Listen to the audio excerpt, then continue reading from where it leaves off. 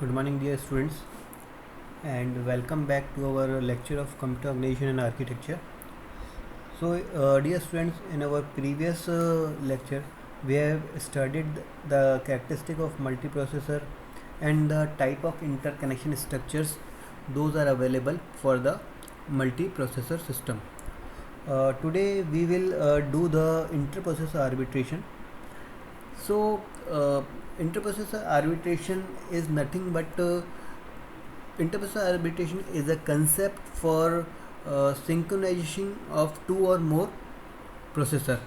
How we are synchronizing two or more processor for communication? What is in the middle of the processors for communication? So that can be done. The interprocessor arbitration can be done with the help of either synchronous bus or asynchronous bus. So each data item is transferred over a time slice, and which data item must be known for both the source and the destination unit.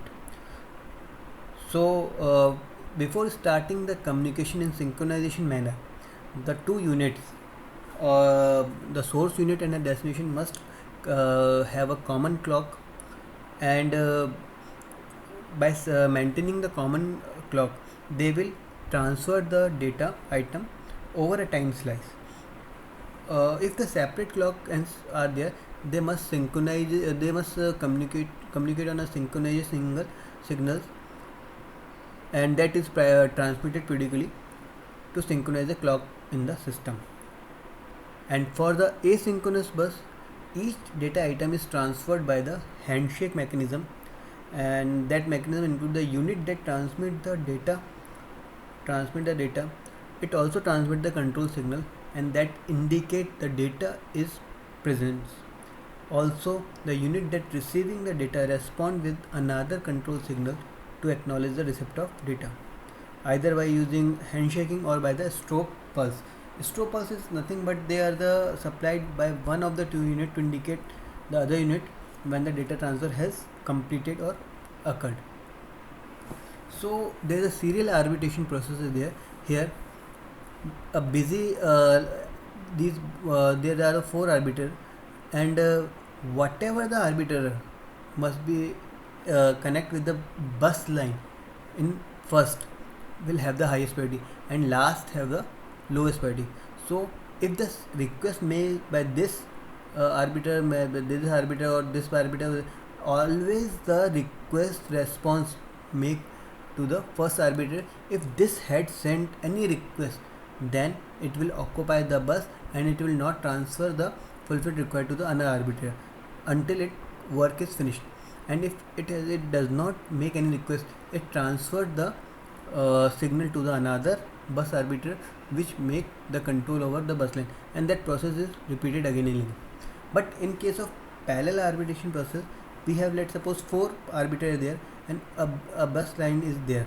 If any of the arbiter, more than one arbiter, make the request, then a priority encoder and decoder is used to identify who make a request first and who have the highest priority. Whatever the highest priority will get the acknowledgement, and that will take the control over the bus line. So for the interpersonal arbitration, we can say there is a dynamic arbitration, that means the priorities of the unit can be dynamically changed while a system is in operation. For example, suppose A system have priority B, A system have priority X, and B system have priority Y. Then the dynamically, when the system is operated, the priorities may be changeable. The system A has priority Y and system B has priority X. So another is a time slice, that is a fixed length of time slice is given sequentially to the each processor in the round robin fashion. That is, the priorities are given, a fixed priority is given to a processor for a round robin fashion. Then this priority is passed to the another, then that priority is passed to the another, and that we can say that it's a round robin fashion. Another is a polling. Polling is nothing but a unit address polling is there, that is the bus control advances the address of to identify the request by the unit. And another is a that is least recently used, first in first out. And next is the rotating daisy chaining. Daisy chain, that is a daisy chain is a basically is a conventional method where the highest priority is placed to the nearest position to the bus controller. And in rotating daisy chaining, the highest priority to the unit is nearest to the unit that has most recently accessed the bus. So thank you, students, and in our next lecture we will discuss the uh, interprocessor communication synchronization along with the cache coherence. Thank you, student.